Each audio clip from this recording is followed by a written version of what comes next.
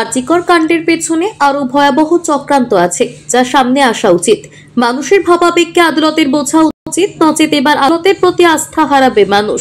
রবিবাসরীয় সকালে দুর্গাপুরের চা চক্রে যোগদান করে এমন মন্তব্য করলেন প্রাক্তন সাংসদ তথা বিজেপির প্রাক্তন রাজ্য সভাপতি দিলীপ ঘোষ।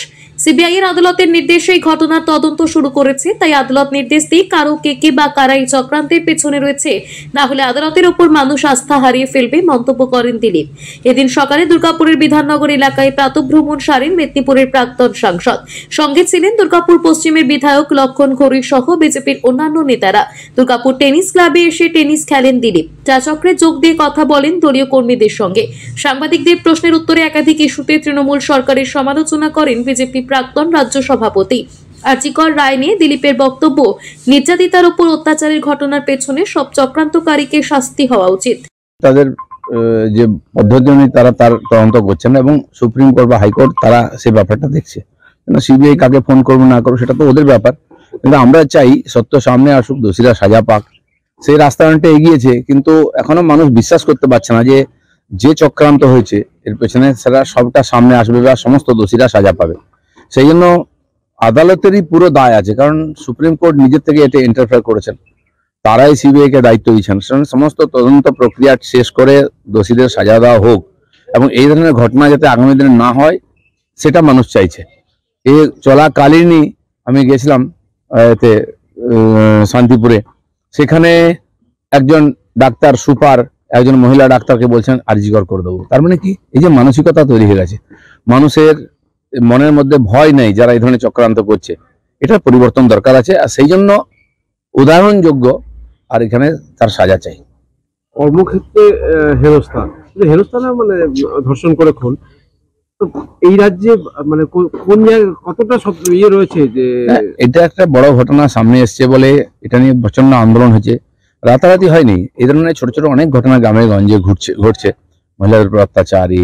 তো মানুষের মনের মধ্যে ক্ষোভ আছে, মানুষ বলার জায়গা পায় না। পুলিশ প্রশাসন, নিজে মুখ্যমন্ত্রী চান না এর সমাধান হোক, পুলিশ উল্টো আপনাকে কেস দেবে বলতে গেলে। সেই জন্য সমাজ সুযোগ পেয়েছে বলে এটা নিয়ে তাদের মনের যে ক্ষোভ প্রকাশ করেছে। নাহলে গ্রামে গঞ্জে এরকম লক্ষ লক্ষ মানুষ, মহিলারা রাস্তায় নেমে যেভাবে প্রতিবাদ করেছেন, এটা সমাজের মানসিকতা বয়ে আছে। কিন্তু সরকার যদি মনে করে এটা চাপা দিয়ে দেবে, সত্য সামনে আসতে দেবে না, পরবর্তীকালে আরো বড় বিস্ফোরণ হবে, সেটা আরো দুর্ভাগ্যজনক হবে, আরো ক্ষয়ক্ষতি হবে। সেদিকে না যাক, এটা সূচক। সরকারের সাবধান হওয়া উচিত, মানুষের যে ইচ্ছা তাকে সম্মান দিয়ে দোষীদের সাজা দেওয়া উচিত। এজেন্সি তো নিজে কিছু করতে পারে না, যেমন সুপ্রিম কোর্ট অর্ডার দিচ্ছে সিবিআই, কোনো অথরিটি তারা চালায়। তাদের ইচ্ছা শক্তি, তাদের উদ্দেশ্য পরিষ্কার হওয়া যায় সমাজের স্বার্থে। নাহলে এ সমস্ত এত বড় তামঝাম সরকার প্রশাসন এজেন্সি, এর কি মানে হয়? আদালত কিছুই মানে হয় না, মানুষের তো ভরসাই চলে যাচ্ছে এর উপরে। সেই জন্য ম্যানিপুলেশন না হোক, সত্য সামনে আসুক, দোষীরা সাজা পাক, এটাই সবাই চাইছে, আমরাও চাইছি। সরকারের ভূমিকা নিয়ে তো অনেক প্রশ্ন আছে। একটা ঘটনা তো এটা, এর আগে বহু গুলি করেছে, মার্ডার হয়েছে, খুন ধর্ষণ প্রতিদিন হচ্ছে, কতদিনের সাজা হচ্ছে? 48,000 না 45,000 সুমোটো কেস হয়েছে এরকম। আর এই সরকার আসার পরে কেন সাজা হয়নি? সব কি বেকুসুরে খারাপ, নাকি লোকে মিথ্যা অভিযোগ করছে? এই যতক্ষণ না সমাধান হবে, মানুষ মনের মধ্যে সে সাহসও আসবে না, সরকারের প্রতি বিশ্বাসও আসবে না, এবং ধীরে ধীরে সমাজের মধ্যে একটা ভয়ের আর প্রাদুর্ভাব হবে, যেটা অলরেডি শুরু হয়ে গেছে। একটা প্রশ্ন, যে উত্তরপ্রদেশের পথে হেঁটে এনকাউন্টার, এটা কি পুলিশের যে তলানিতে যাওয়ার মনোভাব? দেখুন, উত্তরপ্রদেশে এনকাউন্টার হয়েছে বলে ওখানে মাফিয়ারাই খতম হয়ে গেছে। আর দেখুন, এত বড় কুম্ভ মেলা হচ্ছে, বিশ্বের মধ্যে সবচেয়ে বড় ইভেন্ট, প্রায় প্রতিদিন 1 কোটি লোক অ্যাভারেজ স্নান করবে, 45 কোটি 50 কোটি লোক স্নান করবে। কোথাও একটা অপ্রীতিকর ঘটনা ঘটেনি, প্রশাসনে ত্রস্ত হয়ে গেছে, এবং সমাজ বিরোধীরা যারা গন্ডগোল করে বিভিন্নভাবে, তারাও বুঝে গেছে যে ঠিকঠাক হবে না। শাসনের প্রতি যদি ভয় না থাকে, তো সমাজ বিরোধীরা, দুষ্কৃতকারী এটা করবেই। আজ এটা নিয়ে যারা সমালোচনা করতো, তারা বাধ্য হয়ে রাস্তায় হাঁটছে, কারণ এই দুষ্কৃতকারীদেরকে লাই দিয়ে এমন জায়গায় পৌঁছে দিচ্ছে, তারা কাউকে পরোয়া করছে না, পুলিশকেও করছে না। তখন পুলিশকে বাধ্য হয়ে শেষ স্টেপটা নিতে হচ্ছে, গুলি করতে হচ্ছে। এটা অভিপ্রেত নয়, এটা জনপ্রিয় সরকার, যাকে মানুষ ভোট দিয়ে জিতিয়েছেন।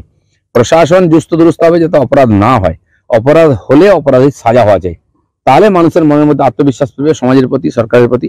আমার মনে হয় সেটা করে দেখানোর সময় এসেছে, কারণ জল অলরেডি নাকের কাছে এসে গেছে। আরজিকরের ঘটনায় নির্যাতিতার বাবা মা থেকে শুরু করে আন্দোলনকারী চিকিৎসকরা, এমনকি যারা ইয়ে করেছিল, এই ঘটনায় যারা প্রতিবাদ করেছিল, সকলেই কিন্তু সিবিআই কে এটা কোথাও কাঠগড়ায় দাঁড় করাচ্ছে। যেহেতু সিবিআই এর উপরে দায়িত্ব আছে, যেহেতু আদালত তাকে দায়িত্ব দিচ্ছে, লোক চাইবে যে সিবিআই সত্য সামনে আসুক, কিন্তু যা ঘটনা পরম্পরা দেখা যাচ্ছে, যেদিকে যাচ্ছে, সেটাতে লোক সন্তুষ্ট নয়। মনে হচ্ছে আরো কিছু রয়ে গেছে। আজ হোক কাল হোক আমার মনে হয় আবার তার বিচার হবে। আদালতের একটা ভাবার দরকার আছে, মানুষের ভাবাবেগ যেটা, তার যদি সম্মান না হয় তাহলে আদালতের প্রতি লোকের বিশ্বাস কমে যাবে। মানুষের ভাবাবেগ আদালতে কোনো কাজ করে না, সেখানে যে তথ্য প্রমাণটা যাদের দেওয়ার কথা, তারা ফেলিয়ার হয়েছে না, সেটা যখন সাজা ঘোষণা হবে, কতটা সঙ্গীন সাজা বা পুরো তথ্য সামনে আসবে, তখন বোঝা যাবে। আমি যেটা বললাম, মানুষের সন্দেহ এখনো দূর হয়নি। পুরো সিস্টেম যা চলছে, আদালত হোক আর সিবিআই হোক, তো মানুষ আশা করেছিল এর পিছনে অনেক বড় চক্রান্ত, কারণ একাধিক ঘটনা ঘটেছে, যা তথ্য প্রমাণ এসেছে, যা কথাবার্তা শোনা যাচ্ছে, তাতে আরো মনে হচ্ছে গভীর আছে। তো কতটা প্রকাশিত হবে সেটা সাজা ঘোষণা হলে বোঝা যাবে, তারপরে মানুষ। শাসক দল বাদ দিয়ে আপনারা বিরোধীরা সকলে সিবিআই এর উপর আস্থা রেখেছিলেন, কোথাও কি একটা আপনাদেরও সিবিআই ছাড়া আর কোনো রাস্তা নাই, কারণ শেষ রাস্তা ওটাই সিবিআই। তারপরে ভরসা আছে, সিবিআই অনেক কেস এরকম সমাধান করেছে। অন্যান্য রাজ্যেতে এরকম ঘটনা ঘটেছে যেখানে যে সেই ধরনের ঘটনার তারা ছানবিন করেছে, তারা সমাধান করেছে। আমরা সবাই আশা করেছিলাম এখানে তাই হবে। আমার মনে হয় এখনো হতাশার মতো কিছু হয়নি, দেখা যাক পরবর্তীকালে। কালকে মালদাতে দেখা গেল সাধারণ লোক তারা কিন্তু ঢুকে গেছিল মানে ভারতবর্ষের যে বর্ডার, সে বর্ডার ক্রস করে।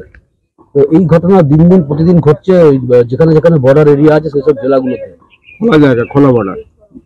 একটা বাংলাদেশ আমাদের পড়োশি, বর্ডারটা সবসময় সেন্সিটিভ। আজকে এই যে লক্ষ লক্ষ কেন কোটি কোটি অনুপ্রবেশকারী এসে ভারতবর্ষে তথা পশ্চিমবাংলার জায়গায় জায়গায় জমি জায়গা দখল করে নিয়ে আইন শৃঙ্খলা হাতে নিয়ে নিচ্ছে, সরকারি প্রকল্পের সুবিধা নিয়ে নিচ্ছে, এখানকার মানুষের জীবনকে দুর্বিষহ করছে, এটা বর্ডারের জন্য। তো সে আবার যেভাবে ওখান থেকে হুমকি ধমকি দেওয়া হচ্ছে, এখানকার সাধারণ মানুষের ভাবাবেগ সেটা লাগছে, তার প্রতিকার করার চেষ্টা করছেন। কিন্তু সরকার যখন কোনো স্টেপ নেয়, অনেক কিছু চিন্তা ভাবনা করে নেয়। আমাদের সেনা প্রধানেরও স্টেটমেন্ট এসেছে, সেখানে চিন্তা করার কোনো কারণ নেই, ওতে উত্তেজিত হওয়ার কোনো কারণ নেই। কারা বলছে তাদের কি যোগ্যতা আছে, ক্ষমতা আছে, এটা আমরা জানি। তারা পেছন থেকে লুকিয়ে চুরিয়ে এই ধরনের কাজ করে, সেজন্য সরকারের উপরে আস্থা রাখার দরকার আছে। যেহেতু বিদেশ, আমরা সাইড হস্তক্ষেপ করতে পারি না, কিন্তু সরকার তার হাতে যা যা রাস্তা আছে সব প্রয়োগ করছে। দুর্গাপুর থেকে সনাতন গড়াইয়ের রিপোর্ট, টিভি নিউজ 10। সুলভে সঠিক চিকিৎসার একমাত্র প্রতিষ্ঠান বিবেকানন্দ হসপিটাল। 24 ঘন্টা emergency service, blood bank, trauma care. আপনাদের সেবায় আমরা তৎপর। গুণমান ও পরিষেবায় দুর্গাপুর বিধাননগরের ডক্টর জাকির হোসেন এভিনিউর বিবেকানন্দ হসপিটাল শিল্পাঞ্চলের মানুষের মন জয় করেছে। সবার আগে খবরের আপডেট পাওয়ার জন্য সাবস্ক্রাইব করুন আমাদের ইউটিউব চ্যানেল এবং ক্লিক করুন বেল নোটিফিকেশন আইকনে।